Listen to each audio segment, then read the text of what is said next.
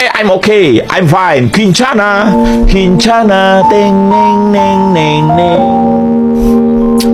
Ku menahan rasa sakit, rasa sakit. Few moments later.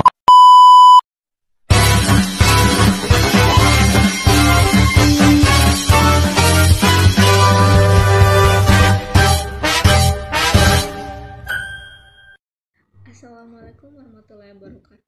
Hai guys, perkenalkan nama saya Balgi Roma Soreng dari Prodi Hukum Ekonomi Syariah dengan NIM 230101018. Nah, di sini saya akan menjelaskan materi tentang unsur-unsur tindak pidana. Simak videonya ya.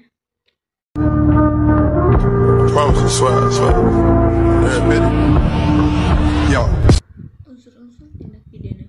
Pengertian tindak pidana dalam perspektif hukum pidana. Tindak pidana yang sering juga disebut sebagai delik merupakan suatu perbuatan yang dilarang oleh undang-undang, di mana pelanggaran atas larangan tersebut dapat dikenakan hukuman pidana. Dalam perspektif hukum, tindak pidana adalah perbuatan yang memenuhi unsur-unsur hukum tertentu yang diatur dalam peraturan undang-undang. Unsur-unsur tindak pidana dapat dibedakan dalam dua sudut pandang, yaitu perspektif teoritis dan sudut pandang undang-undang. Kita bahas dulu yang pertama mengenai perspektif teoritis. Dari sudut pandang teoritis, unsur-unsur tindak pidana menyangkut beberapa elemen berikut. Perbuatan manusia, tindak pidana harus melibatkan perbuatan manusia, baik perbuatan aktif berbuat maupun perbuatan pasif tidak berbuat atau melalaikan kewajiban. Terus yang kedua ada kemampuan bertanggung jawab. Pelaku tindak pidana harus memiliki kemampuan bertanggung jawab atas perbuatannya. Berarti ia berakal sehat dan mampu memahami akibat dari perbuatan yang dilakukan. Sekarang kita masuk untuk unsur-unsur tindak pidana.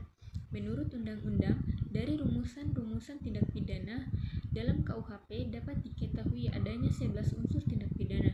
Pertama, unsur tingkah laku. Kedua, unsur melawan hukum.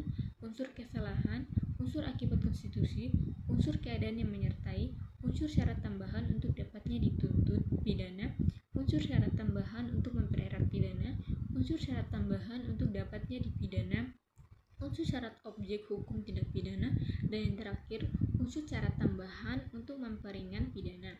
Setelah unsur-unsur yang tadi, ada pun juga cara untuk meluruskan tindak pidana. Kesepakatan pihak, semua pihak korban dan pelaku harus setuju untuk berpartisipasi secara sukarela dalam proses ini. Kedua, dialog terbuka, mengadakan pertemuan antara korban dan pelaku yang difasilitasi oleh mediator untuk membahas dampak tindakan kriminal dan mencari solusi. Ketiga, pemulihan korban, fokus pada pemulihan hak-hak korban termasuk restitusi atau ganti rugi yang sesuai.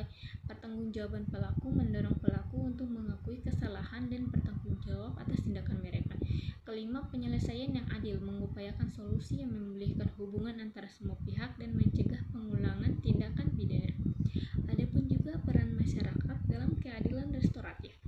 Pertama, fasilitas dialog. Masyarakat dapat membantu memfasilitasi pertemuan antara korban dan pelaku, menciptakan ruang untuk dialog yang konstruktif. 2. Dukungan reintegrasi.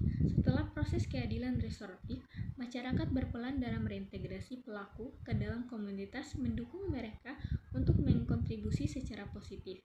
3. Ada pendidikan dari kesadaran masyarakat dan meningkatkan kesadaran tentang keadilan restoratif, membantu mengubah pandangan terhadap pelaku dan korban, serta mendorong partisipasi aktif dalam proses penyelesaian. Yang keempat, penguatan kelembagaan non-formal untuk mendukung penyelesaian konflik dan rehabilitas.